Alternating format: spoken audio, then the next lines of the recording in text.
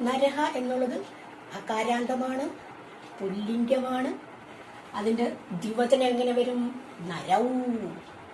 നരൗ. ബഹുവചനം എങ്ങനെ വരും? നരാഹ.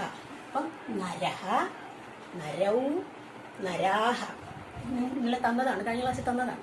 അടുത്ത മേഘ.